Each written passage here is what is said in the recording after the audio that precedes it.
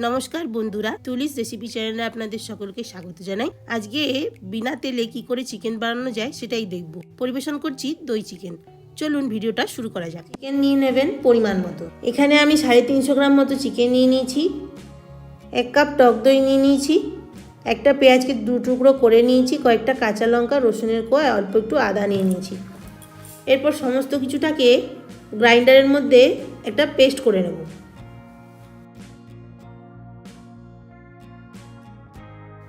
পেস্টটা করে নিয়েছি। এরপর চিকেনটা নিয়ে একে একে এতে পরিমাণ মতো নুন, এই যে পেঁয়াজ আদা রসুন লঙ্কার পেস্টটা বানিয়েছিলাম সেটা দিয়ে দিচ্ছি। এরপরে দিয়ে দিচ্ছি গোলমরিচ গুঁড়ো। আজকে রেসিপিটা কারা কারা আগে ট্রাই করেছেন কমেন্টে অবশ্যই জানাবেন। এই রান্নায় আমি হলুদ ব্যবহার করিনি, আপনারা চাইলে হলুদ গুঁড়োও দিতে পারেন। পরিমাণ মতো চিকেন মশলা দিয়ে দিচ্ছি, এতে রান্নায় স্বাদটা ভালো আসবে। 1/2 চামচ ধনে গুঁড়ো দিয়ে দিচ্ছি। মাংস রান্নার ক্ষেত্রে ধনের গুঁড়োটা বেশি ভালো যায়। রং আনার জন্য একটু কাশ্মীরি লঙ্কার গুঁড়ো দিয়ে দিচ্ছি। এরপরে যে টক দইটা নিয়েছিলাম সেটা ভালো করে ফিটিয়ে নিচ্ছি। টক দইটা একদম নর্মাল টেম্পারেচারে আছে। ফ্রিজে টক দই থাকলে তাকে রান্না করার কিছুক্ষণ আগে বের করে রাখতে হবে। এবার সম্পূর্ণ টক দইটা মাংসের মধ্যে দিয়ে দিচ্ছি আর মাংসটাকে সব কিছুর সাথে ভালো করে মিক্সড করে নিচ্ছি।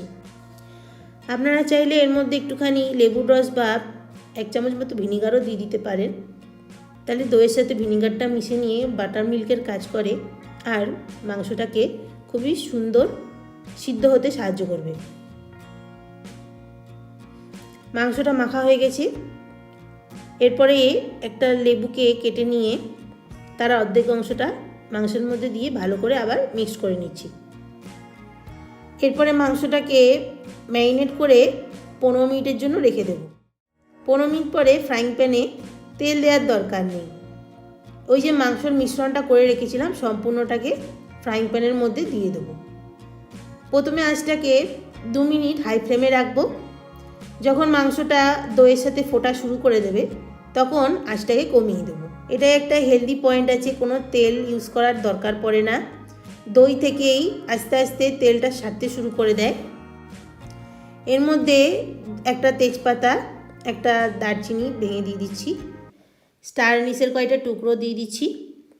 একটু নাটমেগকে গ্রেট করে দিয়ে দিচ্ছি, এতে গন্ধটা সুন্দর হবে।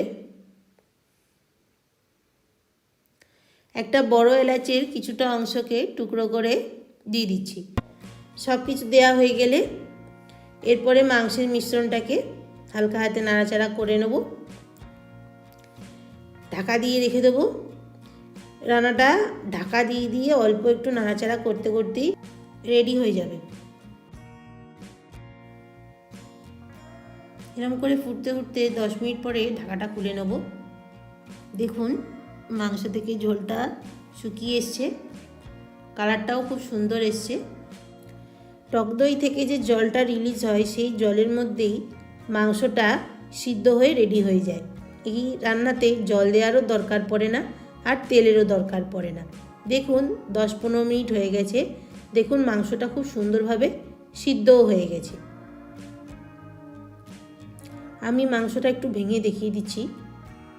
দেখুন মাংসটা খুব সুন্দরভাবে সিদ্ধ হয়ে গেছে। মাংসটা রেডি হয়ে গেছে। এরপরে সবার লাস্টে একটু কাসুরি মেথি হাতের মধ্যে ঘষে নিয়ে চারিদিকে দিয়ে দেবো আর অল্প করে একটু ধনেপাতা দিয়ে দেবো। এতে মাংসটাতে একটা ফ্লেভার এনে দেবে। এই দই চিকেন রান্নাটা একটু শুকনো শুকনো মাখা মাখা রাখার চেষ্টা করবেন। নর্মাল রুটি বা তন্দুরি রুটি বা রুমালি রুটির সাথে এই মাংসটা খেতে খুবই ভালো লাগে। বাড়িতে অবশ্যই রান্নাটা একবার ট্রাই করে দেখবেন।